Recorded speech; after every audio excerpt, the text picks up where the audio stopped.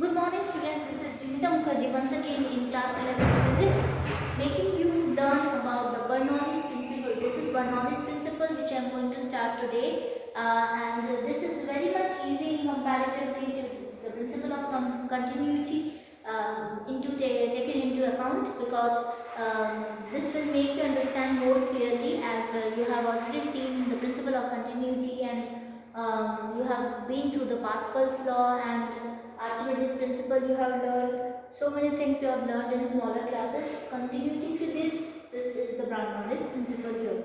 So here we are taking a flow of fluid flow in a complex phenomena, but we can obtain some useful properties for steady or streamlined flow using the conservation of law. Now consider a fluid moving in a pipe of varying cross-sectional in the pipe at varying heights as shown in the figure 10.9. This is the particular height of this particular point, that is liquid. This is H1, this is H2. We have here cross-sectional area as A1, A2, and this side as B and C, D and E. This one is V2 del T, and this one is V1 del T. Okay. Now I have already told you. Then this in a steady we are suppose that an incompressible fluid is flowing through the pipe in a steady way. Its velocity can change as a consequence of equation of continuity. A force is required to produce this acceleration, which is caused by the fluid surrounding it. The pressure must be different in different region. Bernoulli's equation is a general expression that relates the pressure difference between the 2 points in a pipe of both velocities changes, that is kinetic energy changes, and the elevation height changes, potential energy changes. The Swiss physicist Daniel Bernoulli developed this relation in 1738. So when we are taking out the fluid in a different height, naturally its velocity will be changing, its area of cross section will be changing, its area of pressure will be changing, as we are considering that principle of continuity in the same type of height, not in the same different type of height. Here we are considering the different type of heights here. So this particular thing is being changed here. So height will be H1 and H2, and here the Swiss flow of the two region, that is considering the fluid initially lying between B and D. It is an infinite times interval, that is del t, which fluid would have moved. Suppose V1 is the speed of at B and V2 at D. The fluid initially at B has moved to a distance V1 del T to C and is small enough to assume constant cross-sectional area along BC. It is the same interval del T. The fluid initially at the D moves to E at a distance of V2 del T. So its distance is defined by V2 del T, and this distance is defined by V1 del T itself. It is moving to a particular distance. Okay. Then what happens to that? Pressure P1 and P2 acts on the shown on the plane surfaces of the A1 and A2, binding the two region. The work done on the fluid at left and BC is W1 is equals to P1 V1 V1 del T is equals to P1 V, since the same amount of del V passes through both the region from the equation of continuity, and the work done of the fluid by the other end B dE equal to W2 is equals to P2 V2 V2 del T, and P2 del V for the work done by the fluid is minus P2 del V on the total work done on the fluid is W1, and W minus W2 is equals to P1 minus P2 is equal to P1 minus P2 del V. Okay.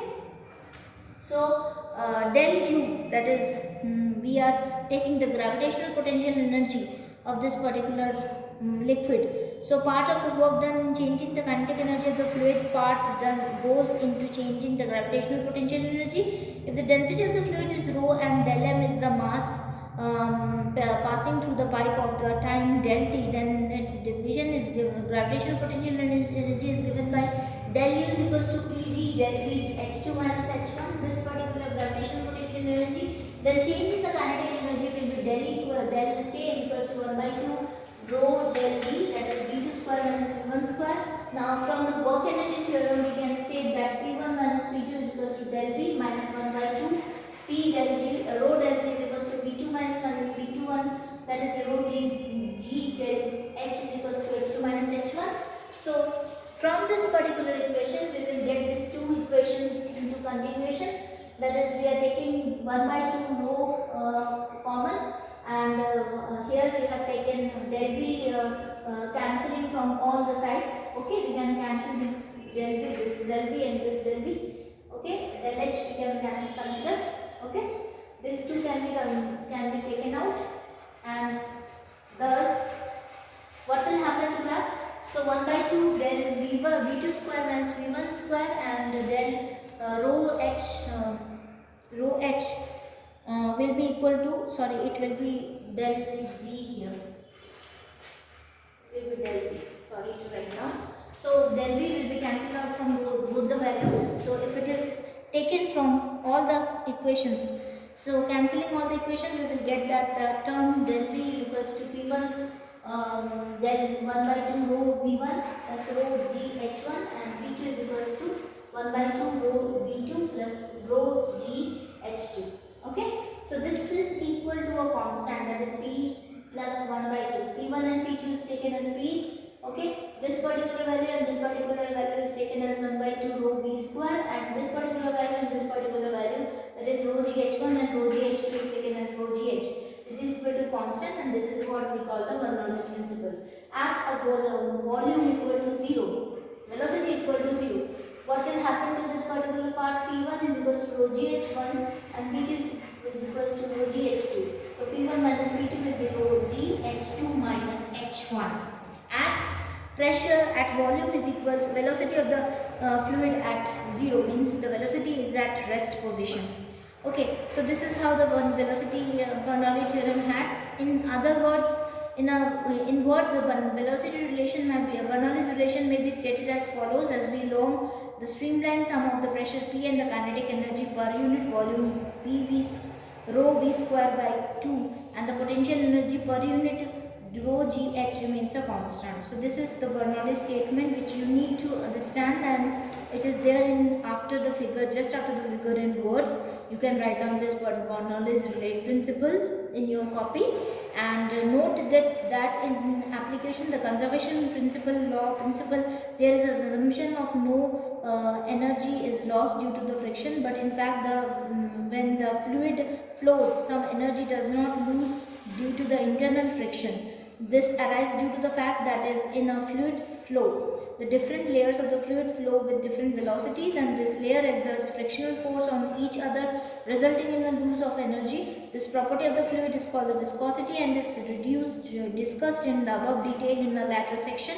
The lost kinetic energy of the fluid get converted into heat energy. Thus, Bernoulli's equations ideally applies to fluid with zero velocity and non-viscous fluid. Another restrictions on applying a Bernoulli theorem is that fluid must be incompressible, and an elastic energy of the fluid is not be taken into consideration. In practice, it has been large number of useful application and can help you explain a wide variety of phenomena for low velocity incompressible fluid. Bernoulli equation also does not hold any for non-steady or turbulent flow, because it has a situation velocity and pressure are constantly fluctuating in time.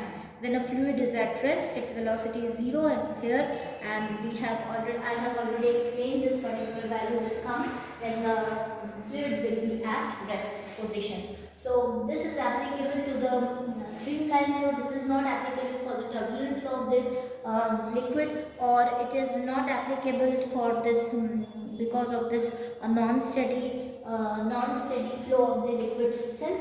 So this is what we have the Bernoulli's principle given by this particular relation. This is what we have the Bernoulli's equation. I hope so, students, you have understood the situation and Bernoulli principle, what is there and what you have to need to write down in your Bernoulli's equation. So looking forward for yet another topic in the next session. Till then, thank you, students.